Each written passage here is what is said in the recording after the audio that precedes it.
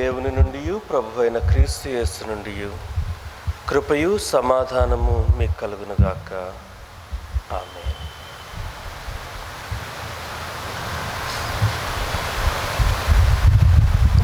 త్రియేక దేవునికి స్తోత్రములు. మన రక్షకుడు యేసుస్వామి పరిశుద్ధమైన ఉన్నతమైన నామమున మీ అందరికీ శుభములు, దీవెనలు.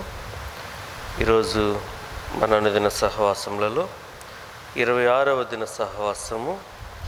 నిన్నటి దినము 25వ దినము వాతావరణ ప్రతికూలత వలన మరి మీరు రాలేకపోయారు. మరి ఒకరిద్దరు ఫోన్ చేసినప్పటికీ కూడా నేను కూడా అడ్వైస్ చేశాను, వర్షం చాలా తీవ్రంగా ఉంది కనుక వదిలేండని. నేను రాజు కలిసి చివరికి ప్రార్థన చేసుకుని ముగించుకున్నాం ఒక 10 నిమిషాలు. దేవుని మహాకృపను బట్టి వాతావరణం అంతా ప్రశాంతపరిచి మరలా తిరిగి దేవుడు మనకిచ్చినటువంటి ఈ కృపా సమయం కొరకు, సహవాసం కొరకై దేవునికి స్తోత్రాలు. 26వ దినమందు ఆదికాండం 24వ అధ్యాయం మనం జ్ఞాపకం చేసుకుంటూ ఉన్న వాక్యము. 24లో ఉన్నటువంటి 67 వచనాలు ప్రాముఖ్యంగా మనం గమనిస్తే 12 ఆలోచనలు చూడగలుగుతాం. ఇందులో చాలా విస్తారమైన వాక్యమే. చాలా క్లుప్తంగా ఆ విషయాలను మనం జ్ఞాపకం చేసుకుందాం. మొదటి వచనములో ఆశీర్వాదము, అబ్రహామును ప్రభు ఆశీర్వదించి హెచ్చించిన విధానాన్ని గురించి వ్రాయబడి ఉంది. ఇక్కడ ఈ ఆశీర్వాదం ప్రాముఖ్యంగా ఒక మాట మనం గమనిస్తే, అన్ని విషయములలోనూ యెహోవా అబ్రహామును ఆశీర్వదించెను. ఈ అన్ని విషయములు అనంటే భూ సంబంధమైన విషయాలన్నింటిలోనూ, అలాగనే విశ్వాస సంబంధమైన విషయాలలోనూ, ఆత్మ సంబంధమైన విషయాలలోనూ, ఈ 3 కలిస్తేనే అన్ని విషయాలు అవుతూ ఉన్నాయి. రెండవ ఆలోచనలో మనం చూస్తే 2 నుంచి 9 వచనముల భాగంలో అబ్రహాము గారు తన కుమారుడైన ఇస్సాకు యొక్క వివాహమును గురించి ఎలియాజర్ అనబడినటువంటి ఆ మాట మనం ఇక్కడ చూడం, కానీ తన ఇంటి పెద్ద దాసుడు అనే మాట మాత్రమే చూస్తాం. తదుపరి వాక్యాల్లో ఆయా సందర్భాల్లో ఆయన పేరు ఎలియాజర్ అనేటువంటి మాట మనం దైవ గ్రంథంలో చూస్తాం, ఆధారాలు ఉన్నాయి. అయితే ఈయనతో అబ్రహాం గారు ప్రమాణం చేయిస్తున్నటువంటి విధానం మనకు కనబడుతుంది. 2 నుంచి 9 వచనాలలో ఈయన చేయిస్తున్నటువంటి ప్రమాణం. ఈ ప్రమాణంలోని ప్రాముఖ్యమైన ఆలోచన ఏంటి అనంటే, ఆయన నివాసం చేసేటువంటి ఆ కనానీయుల్లో ఎవరి యొక్క కుమార్తెను కూడా తన కుమారుడైన ఇస్సాకు యొక్క భార్యగా చేయటానికి వీలు లేదు. ఇక్కడ ఆలోచన ఏంటంటే, అబ్రహాం గారి యొక్క భార్య శారమ్మ గారు అప్పటికి చనిపోయింది కనుక ఇప్పుడు అబ్రహాం గారి యొక్క ఉద్దేశం, ఈయన కూడా ఇక మరణానికి సమీపంగా ఉన్నారని భావిస్తున్నాడు. అందుకని ఈ పెద్ద దాసునికి ఆయన బాధ్యత అప్పగిస్తూ ఉన్నప్పుడు దేవుని నామపేట ప్రమాణం చేయిస్తూ ఆ కుమార్తెను ఎక్కడ ఉన్నా సరే వెదికి పట్టుకోవాల్సిన బాధ్యత అతనిదే. అందులో తన బంధువుల దగ్గరకు మాత్రమే ఆయన వెళ్ళాలి, ఇతరత్ర వేరు స్థలాలకు వెళ్ళటానికి వీల్లేదు. తన స్వస్థలం, తన తండ్రి గారి యొక్క ఇంటి నుంచి ఎలాగ అబ్రహాం గారు బయలుదేరి వచ్చేసాడో ఆ స్వస్థలానికి, తనకి పితరుల స్థలానికి మాత్రమే ఈ పెద్ద దాసుడు వెళ్ళి తన కుమారుని యొక్క భార్యను తీసుకురావాలని ఆయనతో ప్రమాణం చేయిస్తున్న 2వ వచనంలో కూడా ఆ ప్రమాణం మనకు కనబడుతూ ఉంది. 4వ వచనంలో ప్రమాణం అనే మాట కనబడుతూ ఉంది. ఆ తర్వాత మళ్ళీ 7వ వచనంలో కూడా ప్రమాణం అనేటువంటి మాట కనబడుతూ ఉంది. 9వ వచనంలో కూడా 8వ వచనంలోనూ కూడా ఈ ప్రమాణం అనే మాట, అంటే ఇంచుమించుగా ప్రతి వచనాలు ఒక 2 వచనాలు మినహాయించుకొని ఆ వచనాలన్నింటిలో కూడా ప్రమాణం చేయించడానికి అబ్రహాం గారు పూనుకున్న ప్రస్తావన, ఎంతగా తన యొక్క ఇంటి పెద్ద దాసుని ఈ ప్రమాణమునకు లోబర్చాలో ఆలోచన చేస్తూ రిపీటెడ్గా ప్రమాణం అని చెప్పుకుంటూ ఉన్నాడో ఆ విషయాన్ని మనం గమనించగలుగుతాం. 3వ ఆలోచనలో 10వ వచనములో అక్కడ ఎలియాజర్ గారు చేసినటువంటి ప్రయాణాన్ని మనం చూస్తాం. ఆ ప్రయాణం యొక్క సిద్ధపాటు సమస్తాన్ని కూడా అక్కడ ఉన్నటువంటి తన యజమాని యొక్క ఆస్తిలోని విలువైన వస్తువులను తీసుకొని ఆ వాహనాలు తీసుకుని, పనివారిని తీసుకుని వారందరితో కూడా ఆయన ప్రయాణమై వెళ్ళాడు. వెళ్ళినటువంటి ఆ స్థలమును మనం గమనిస్తే అరామ్నహరాయిము అనేటువంటి స్థలముగా అప్పటికి పిలువబడుతున్న పేరు. నాహోరు అనేటువంటి ఆయన నివాసం చేస్తున్నటువంటి పట్టణం. ఈ నాహోరు గారు ఎవరు? అబ్రహాం యొక్క సోదరుడే కదా. తెరహు గారి కుమారుని పేరు నాహోరే, తెరహు గారి తండ్రి పేరు కూడా నాహోరు. నాహోరుకు తెరహు గారు పుట్టాడు. మరలా తెరహు గారు తనకు పుట్టిన సంతానంలో అబ్రాము, నాహోరు, హారాను కదా, ఆ ముగ్గురు బిడ్డల పేర్లు కూడా పెట్టాడు. అందులో ఒకరి పేరు తన తండ్రి గారి పేరునే కుమారునికి తెరహు గారు పెట్టుకున్నాడు. ఇప్పుడు అబ్రహాము యొక్క స్వంత సహోదరుడైన నాహోరు యొక్క కుమారుడు బెతుయేలు. ఆ నాహోరు గారి పేరుతో పిలువబడుతున్న స్థలానికి, ఆ పట్టణానికి, అరామ్నహరాయిము అనబడినటువంటి ఆ స్థలానికి ఈ దాసుడు ప్రయాణమై వెళ్ళాడు. ఆ తర్వాత 11-12 వచనాల్లో మనం చూస్తే ఈయన కూడా ప్రార్థనాపరుడైన వ్యక్తిగా మనకు అక్కడ బహు స్పష్టంగా తెలుస్తూ ఉంది. విశ్వాసి, ప్రార్థనాపరుడు, దేవుని యొక్క స్నేహితుడు అయినటువంటి అబ్రహాము గారి యొక్క దాసుడు కూడా దేవుణ్ణి ప్రార్థించేటువంటి వాడే. దేవుని యందు భయభక్తులు, విశ్వాసము కలిగినటువంటి వాడే. అతడు అన్యుడు కాదు, దేవుణ్ణి ఎరుగనటువంటి వాడు కాదు. కనుక దేవుని పట్ల ఆయనకు ఉన్నటువంటి విశ్వాసం ద్వారా ఆయన ప్రార్థించే విధానం 10-11 వచనాల్లో మనం చూస్తాం. బహుశా ఆ ప్రయాణం మొదలు పెట్టకముందే దేవుని పేట ప్రమాణం చేస్తూ ఉన్నప్పుడే ఈ దాసుడు దేవుణ్ణి ప్రార్థించుకుంటూనే ఉండి ఉంటారు. ఇక్కడ మనం చూసేటువంటి ఈ పరిస్థితిలో మనం గమనిస్తే ఆయన ప్రార్థనలో చాలా ప్రత్యేకత. ఆయన తీసుకొని వచ్చినటువంటి ప్రాణులను కూడా, ఒంటెలను కూడా మోకరింపచేసి ప్రార్థన చేస్తూ ఉన్నాడు ఈయన. ఆ ఒంటెలు లేకపోతే మనం పెంచుకునేటువంటి ఏ పెంపుడు జంతువులైనా సరే వాటితో కూడా ప్రార్థన చేయించమంటే అది అసలు సాధ్యమయ్యే విషయమేనా? మన ఇంటిలో బహుశా కుటుంబమే కలిసి ప్రార్థించుకోవటానికి చాలా కష్టం అవుతూ ఉంటుందేమో. అటువంటి పరిస్థితుల్లో ఆ దాసుడు తన ఒంటెలను కూడా దేవుని నామం పేరిట మోకరింపచేసి దేవుని స్తుతిస్తూ ఉన్నాడు, ప్రార్థన చేసుకుంటూ ఉన్నాడు. ఆ తర్వాత ఆ 4వ ఆలోచన మనం చూస్తే, 4వ ఆలోచన ఇది ప్రార్థన కదా, 11-12 వచనాలు. 5వ ఆలోచనలో సూచన అనే తలంపును మనం చూస్తాం. 13-14 వచనాలు 5వ ఆలోచన సూచన. ఈయన ప్రార్థించుకున్న తర్వాత దేవుని ఏమడుగుతూ ఉన్నాడు ఆ ప్రార్థనలో అని అంటే, ఆయన బహుశా ఆయన యొక్క మనవులు, తన యొక్క యజమాని యొక్క మనవులు దేవునికి తెలియపరచుకుంటూ, ఈయన ఎవరు తన కంటికి నచ్చుతారో, ఎవరు అబ్రహాం యొక్క బంధువులు, వారి కుటుంబాలు ఇళ్ళు వెతుక్కుంటూ ఆయా స్థలాలకు వెళ్ళకూడదు. కానీ తనకు దేవుడే ఇదిగోనయ్యా ఈ అమ్మాయిని నీ యజమాని కుమారు యొక్క భార్యగా కనపరుస్తున్నానని నా ఇటుకు తీసుకుని వచ్చి నిలవబెట్టాలి. అలా నిలవబెట్టాలి అని అంటే నేను అలా తెలుసుకుంటాను దేవా, నువ్వు చెప్తావా? కనుక నేను తెలుసుకునేటట్లుగా ఒక సూచన నాకు కనుపరచు. ఆ సూచన నిమిత్తమై ప్రభువుని అడిగేటువంటి తలంపులు 13-14 వచనాల్లో మనం చూస్తున్నాం.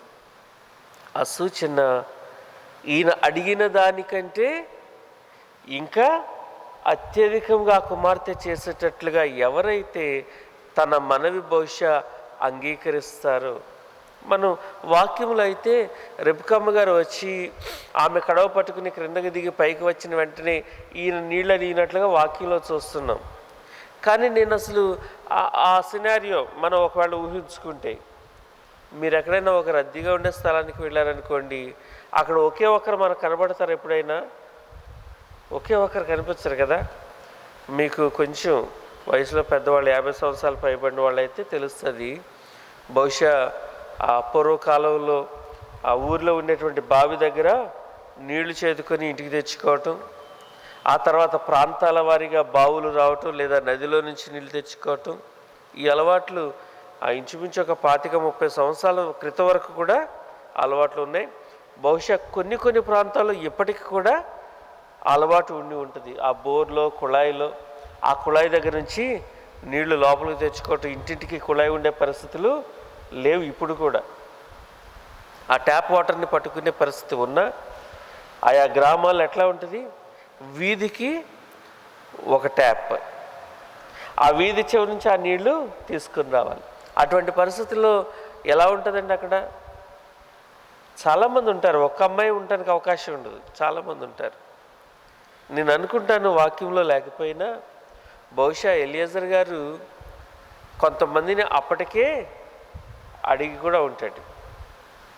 కానీ ఆ వచ్చేటువంటి వారిలో, తాను అడిగేటువంటి వారిలో ఎవరైతే తాను అడిగిన దానికంటే కూడా అత్యధికంగా రెస్పాండ్ అవుతారో, తాను ఊహించిన దానికంటే ఎక్కువ చేయటానికి సిద్ధపడతారో అటువంటి ఆమెను కనపరచమంటున్నాడు ఈయన.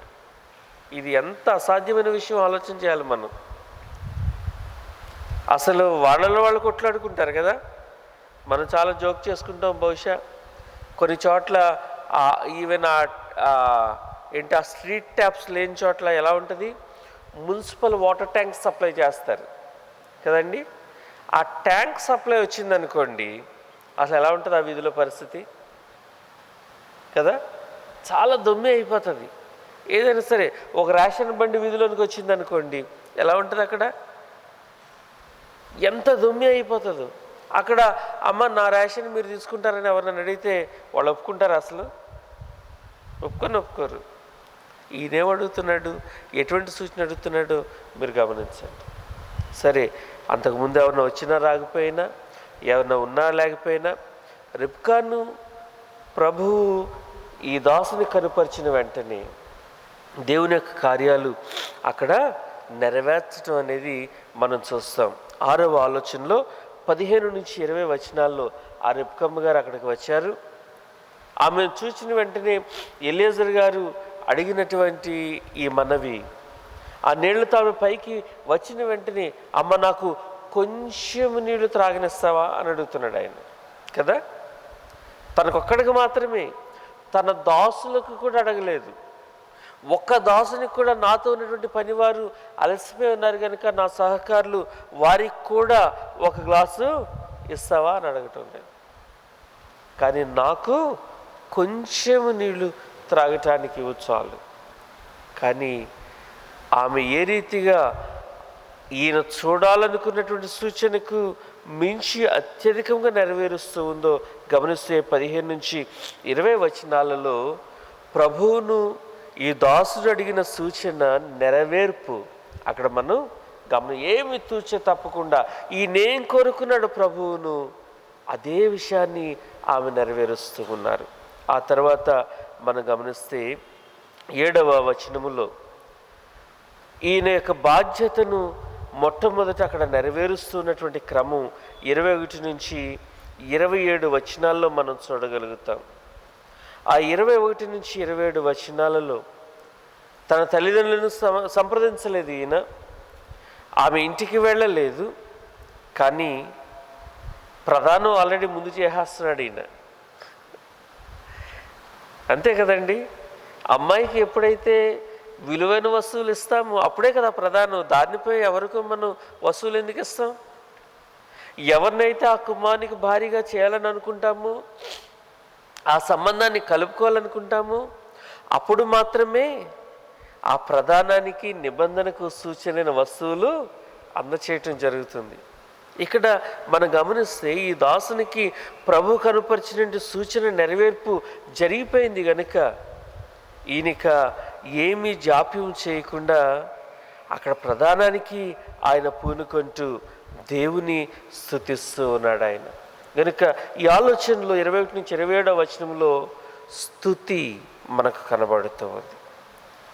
ప్రభు ఆయన యొక్క సూచనలను నెరవేర్చుకుంటూ ఈయన అడిగినటువంటి సూచన నెరవేర్చి ఆయన కార్యాలను చక్కగా నెరవేర్చుకోవడానికి కృప చూపుతూ ఉన్నారు కనుక ఈ దాసుడు ప్రభువును స్తుతిస్తూ ఉన్నాడు. 27వ వచనంలో మనం ఈ మాటను చూస్తాం. నా యజమానుని దేవుడైన యెహోవా స్తుతింపబడునుగాక. ఆయన నా యజమానికి తన కృపను తన సత్యమును చూపుట మానలేదు. నేను త్రోవలో ఉండగానే యెహోవా నా యజమానుని బంధువుల ఇంటికి నన్ను నడిపించాను. నేను ప్రభు ఆ కార్యాలు సఫలపరచటం వలన, ఎటువంటి మార్గాల్లో నన్ను నడిపిస్తూ ఉన్నారో తెలుసుకోవటం వలన ఆ దాసుని యొక్క స్తుతి దేవునికి సమర్పించుకుంటూ ఉన్నాడు.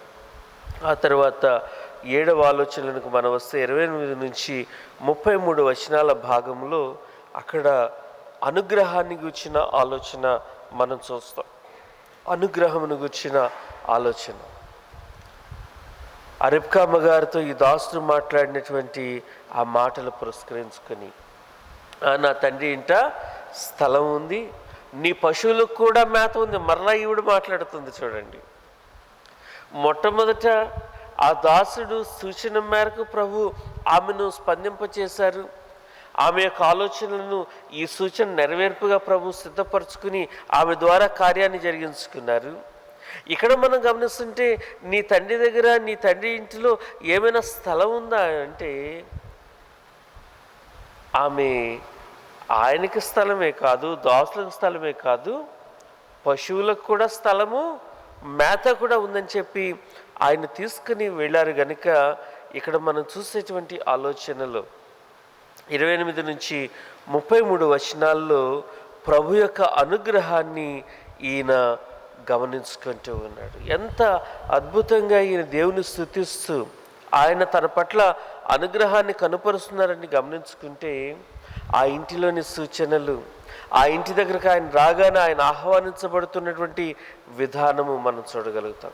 ప్రాముఖ్యంగా 31వ వచనంలో లాబాను గారు అంటున్నాడు, యెహోవా వలన ఆశీర్వదించబడినవాడా లోపలికి రమ్ము, నీవు బయట నిలువనెలా. ఈయన వచ్చేసరికి ఎటువంటి ఏర్పాటు? రెబ్కా గారు పరిగెత్తుకుని వెళ్ళింది, తన సోదరునికి విషయం చెప్పింది, ఇంట్లో విషయం చెప్పింది. కనుక వెనువెంటనేనట ఇల్లు, మేత, సమస్తం కూడా రెడీ. ఈ మనుషులకు స్థలం రెడీ, సమస్త సదుపాయాలు ఏర్పాటు చేసి ఆయన పిలుస్తున్నాడు, యెహోవా వలన ఆశీర్వదింపబడినవాడా.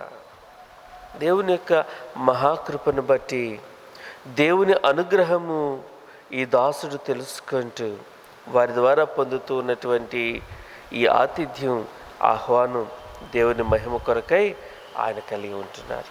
ఆ తదుపరి మనం ఆలోచన చేస్తే 9వ ఆలోచనలోన 9వ ఆలోచన 34 నుంచి 39 వచనాలలో ఈ బంధుత్వాన్ని గురించినటువంటి ఆలోచనను మనం చూస్తాం. 34 నుంచి 49 వరకు ఉన్నటువంటి ఆ సంభాషణ, ఇదంతా ఒక రీతిగా మనం చూడాలనంటే, అప్పటి వరకు దేవుడు ఆయన నడిపించిన విధానం, తన యజమానుడు తనతో చేయించినటువంటి ప్రమాణం, ఆయన సూచన కొరకు కనిపెడుతూ దేవుణ్ణి ప్రార్థించటం, ఆ సూచన కూడా ప్రభు నెరవేర్చటం, ఈ విశేషాలన్నీ కూడా సాక్ష్యం చెప్పుకుంటూ బంధుత్వాన్ని కలుపుకుంటున్నాడు ఈయన. కనుక ఇది ఆ దాసుడు ఇచ్చేటువంటి సాక్ష్యము.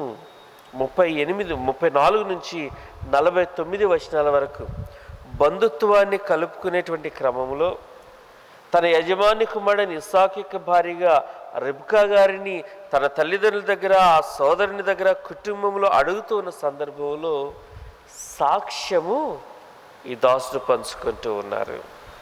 తదుపరి 50వ వచనం నుంచి 58 వచనాల్లో మనం గమనిస్తే 10వ సందర్భం ఇది.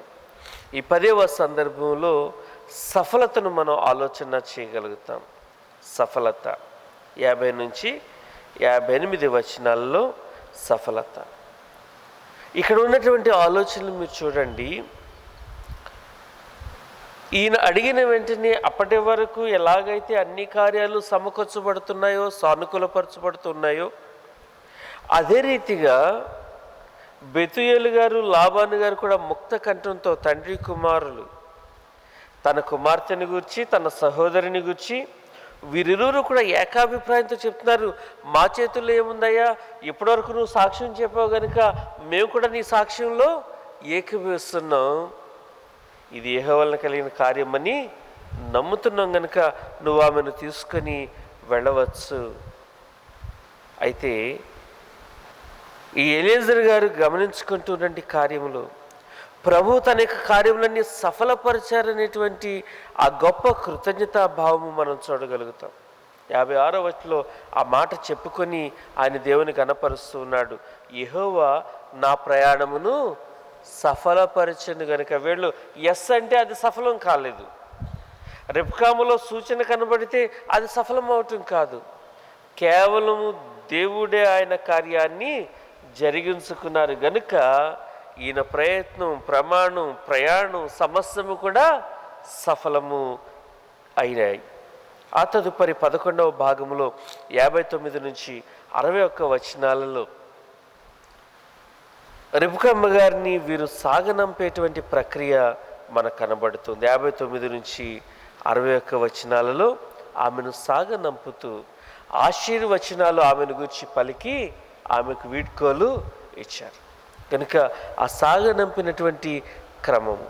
ఆ తదుపరి చివర 62 నుంచి 67 వచనాలలో వీరి యొక్క వివాహము లేదా ఇస్సాకు రెబ్కాను పరిగ్రహించి తన భార్యగా అర్ధాంగిక జీవిత భాగస్వామిగా ఆమెను చేర్చుకోవటం మనం గమనిస్తాం. వారి యొక్క సాహచర్యం అనేది అక్కడ ప్రారంభము అవుతూ ఉంది.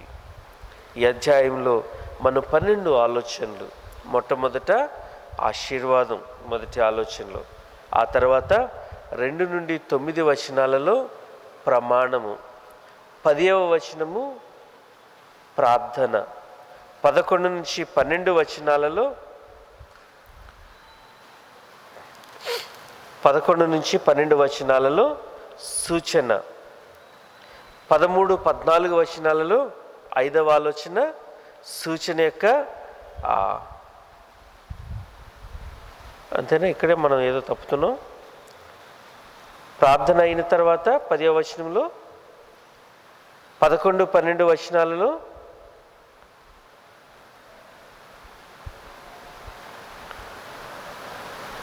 ఫాలో అయ్యారా?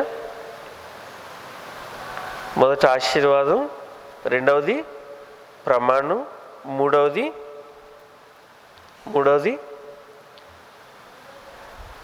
ప్రయాణం. ఆశీర్వాదం, ప్రమాణం, ప్రయాణం 10వ వచనం కదండి, ప్రయాణం.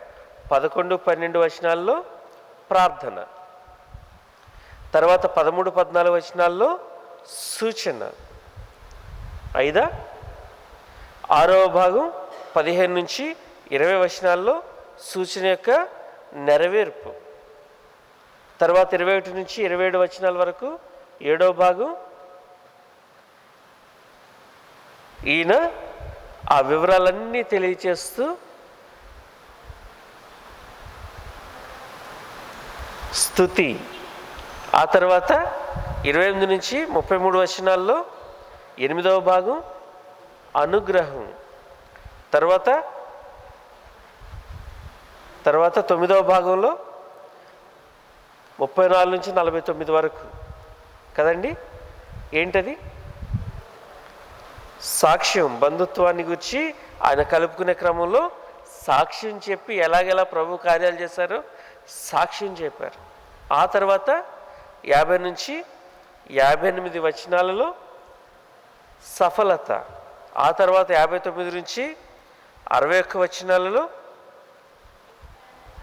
సాగనంపుట. తర్వాత చివరికి 62 నుంచి 67 వచనాలలో వివాహము, లేదా దానికి మనం కొంచెం క్యాచీగా ఉండేవాడు ఏంటనుకున్నాం, సాహచర్యం, పరిగ్రహించటం, వివాహం. అయితే వారి యొక్క సాహచర్యం అప్పటి నుంచి ఆ వైవాహిక అనుబంధంలో ఆ ఇస్సాకు రెబ్కాను పరిగ్రహించడంలో కొనసాగింది. దేవుని యొక్క మహాకృప మనకందరికి తోడే ఉండి సంరక్షించి ఆశీర్వదించునుగాక. ఆమేన్. సమస్త జ్ఞానమునకు మించిన తండ్రి అయిన దేవుని సమాధానము, ప్రభువైన క్రీస్తు యేసు కృప వల్ల మీ హృదయములకును మీ తలంపులకును కావలి ఉండునుగాక. ఆమేన్.